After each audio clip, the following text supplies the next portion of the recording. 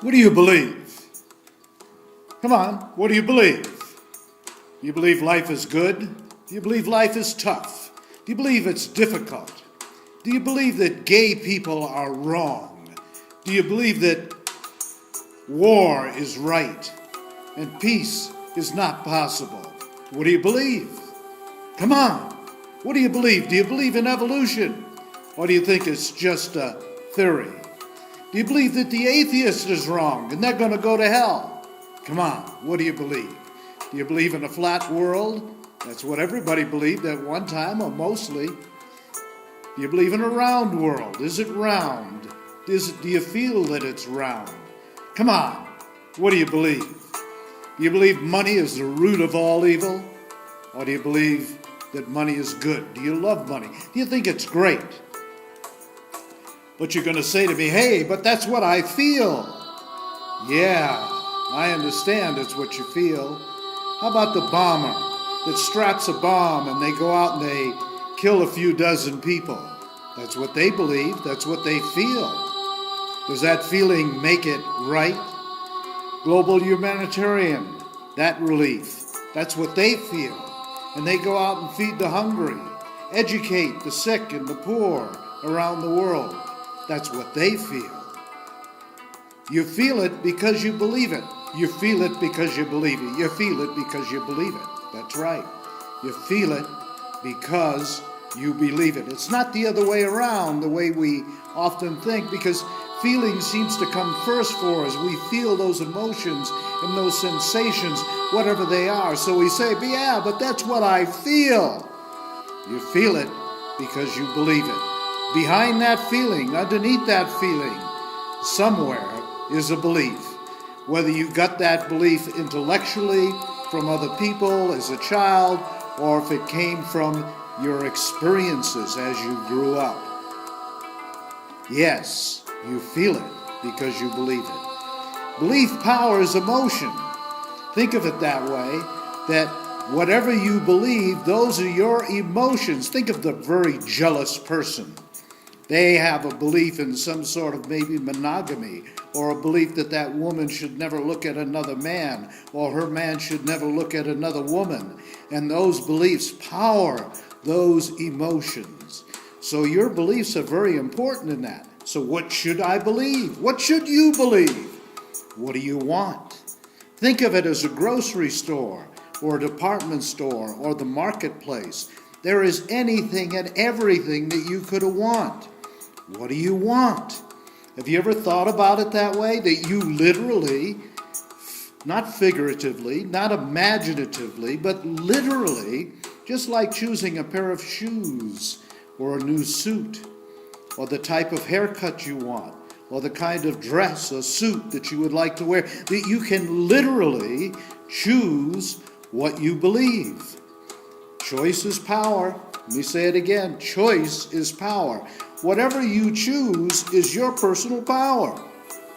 The person who chooses a life of love and beauty and wonder, who chooses to do the things that they feel that they like and want, obviously that person's choices are going to work out a whole lot better than the person that feels that they don't have a choice, that their choice is to be made by others. The choice was made when I was a child. I don't have a choice. Emotional intelligence leads to joy, peace, integrity, love, and caring. Emotional intelligence, what does that mean? It means that your emotions are not tied to anything necessarily absolutely. In other words, your emotions are free to move and choose. So power is choice. Think of it this way, that your personal power is your ability to choose. Imagine that you go into a store and you want to buy a new suit, and you've brought 2 or 3 friends with you, and one says, no, do it this way, buy that suit. No, you look better in that suit. Pretty soon, it becomes really confusing. Not that you shouldn't maybe get other people's ideas and attitudes and feelings. That's not it. But when we take what they believe, what they want, what they would choose too seriously, we lose our power of choice. So choose wisely. choose with your own intelligence, your own feelings. You see, there really is no right or wrong belief. There is choice. And choice leads to what we create in reality. You see, if there was really a right and wrong belief, people could maybe then not believe in war, or believe in bombing innocent people, or believe in stealing from people. They wouldn't be able to do that if it was really wrong, against nature, so on, and all of that kind of thing. But really, it's not right or wrong. It is a choice. And out of that choice, you and I create our reality. Isn't that a wonderful, that's a beautiful thing. In other words, someone gave us the gift of choice, gave us the gift to create our own life. How wonderful, how magnificent, how liberating that you and I were actually given that kind of choice. Amazing. Without right or wrong, we are no longer manipulated by the belief people. This belief, that belief, believe in this is what you should believe in. There is decision to be made, and the decision is made through discrimination, observation, dialogue. We learn to think for ourselves, no longer manipulated by the puppet of belief. Think of it this way. If you're still involved in a belief structure, an idea, feeling, whatever we want to call it, however we want to say it, that you got as childhood, but it's not serving you, let me say that again. Do you serve your beliefs, or do your beliefs serve you? From my way of thinking, at least, and I'm not telling you what to believe or think, my beliefs should serve me. In other words, they should give me what I'm looking for in life. And for me, they should bring me pleasure. They should bring me enlightenment, understanding, connection, love, joy, friendship, so on. Abundance. So are your beliefs giving you what you want? If they're giving you what you want, that's great. Then stay with them. It's called becoming in charge of your own life. Under new management. I love that slogan on that t-shirt. Yeah? Under new management. When we become under new management, we say, yes, I have decided to take charge of my own life.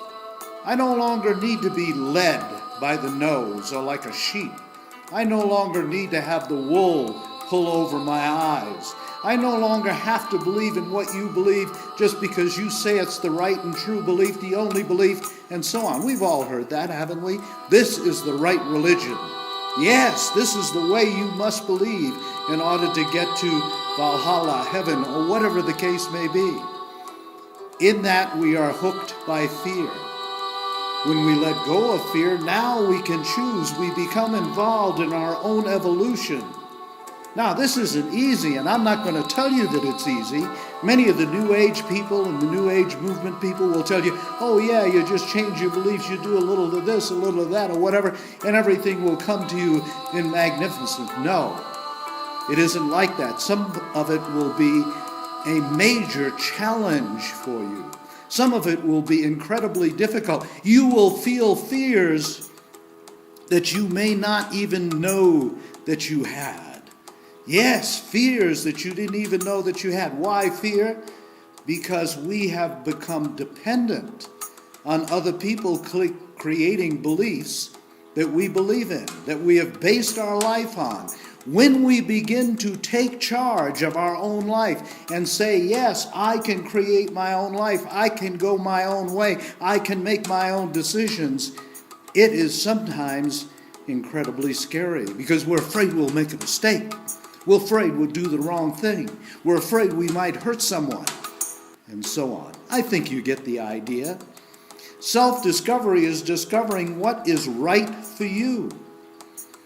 You know, being an oceanographer, or being a poet, or being a singer, or being whatever it is, a teacher, a parent. You might say, I don't care about the women's lib movement. I want to have children. This is what I want to do. I don't really want to run a business. So self-discovery is discovering what is right for you. Psychology or religion cannot give you yourself. It was never theirs to begin with. Let me say that again. Psychology or religion cannot give you to yourself. They don't have you. They never had you. If you want to believe in a particular religion or psychology, that's fine. That's up to you. But understand that they don't have you. Only you have that. And that is self-discovery. That ability, that innate curiosity like a child to discover who and what and where and what is right for you. How magnificent, how wonderful, how liberating. Looking for love in all the wrong places. Yes, you see, we look for ourselves in all the wrong places. People go to all the psychologies. Most of the psychologies literally don't really have much to offer, except another belief, except another idea that often ties people up in all of this stuff that's going on in their heads, and they're rationalizing, trying to figure themselves out, where who they are, what they are, lies within meditation. That wonderful state of silence and peace within, where we begin to discover ourselves. So we look for ourselves in all the wrong places. We look for ourselves in a belief which, of course, is not where you are. A newborn baby has no beliefs, and yet they are. A newborn baby has no beliefs, and yet they are. They have beingness, they have light, they have love, they have expression, they have joy, they have anger. They have all of this, and yet they are not burdened as of yet with belief. So even without your beliefs, you still are. Beliefs are like gumdrops, a color for every passion. Beliefs are not right or wrong. We will create a different experience within our reality, though, dependent upon what we believe. So you have a choice. Isn't that wonderful? Isn't that liberating? Just to imagine that idea, to be liberated, that you have a choice. You don't have to believe in anything of what someone has told you that you must believe. And guess what? You won't go to hell if you don't believe it. It might be first valuable to begin to believe that humanity is inherently good. Why? That naturally moves us toward a greater expression of life, which is love. To believe that life is evil, to believe that people are inherently evil, to believe that there is always evil, gives us a fear about life, gives us a fear about expressing who we are, gives us a fear about beginning to discover who we are. We want to cling on then to the old beliefs. We want to cling on to these fearful ideas of who we've been taught that we are, because we feel that maybe underneath it all there is something evil. But if we begin to perceive by observation, by touch, by feel, by look, by curiosity, that yes, life is good, that humans are inherently good and want to do good and try to move toward good. Not perfectly, certainly, but that is a natural instinct within us. That helps us to release and let go of the past, release and let go of those fearful ideas that have caused us to become rigid. Why is this important? Because otherwise we cling on to fear, and learned fear is what got us into the present emotional, environmental dilemmas that we are already in. As I said before, letting go is not easy. We cling to our past beliefs like they were life preservers, don't we? A caged bird, when the door is opened, oftentimes will not leave the cage for days, or sometimes even ever. we become so used to that cage that we are afraid to leave. We become more afraid of the unknown than in our present misery or unhappiness. Stuck to the present past thinking, stuck to the way we were and beliefs of who we think that we are. Along the way, we forgot that we have beliefs, but we are not our beliefs. I better repeat that. Along the way, we forgot that we have beliefs, but we are not our beliefs. You see, if you really were your beliefs, no matter how strongly you feel about them, that would mean you couldn't change them. That would mean you would always have to be that way. And obviously, if you look at your life, even if you're only 15 years old, you've changed along the way. Your viewpoint has changed. Your ideas have changed. And because your viewpoint, your ideas, and your beliefs have changed, your experience in life has changed. So literally, you and I have the power through that choice, through that experience, through this understanding, through this enlightenment, so to speak, this awareness that we can create the reality that we choose. And you see, I trust that you are inherently good, that you're not evil, and that with this kind of understanding, that you will move in a place toward a path, toward a direction that literally will benefit us all. I firmly believe that. The universal flow of life energy and we are not two different things. We and the universe are one. We and that universal flow are one. Love is letting go of fear. Love is letting go of fear. Thanks for taking this time to view this video. I really do appreciate it. This is Dino Delano. And if you want to know more, if you'd like to get some methods and so on to begin to undo some of those beliefs, change beliefs, alter the path of your life, go to coolzenhealing.com and take a look at the book, Discover the Magic in You. I think you'll find that it will bring you some of the benefits and help you with some of the changes that you would like to make in your life. And there's certainly many other things that you can do also. I understand that. So this is certainly not the only thing. You see, I don't have all the answers, but I really do appreciate you taking the time to be with me today. Thanks again, Dino Delano.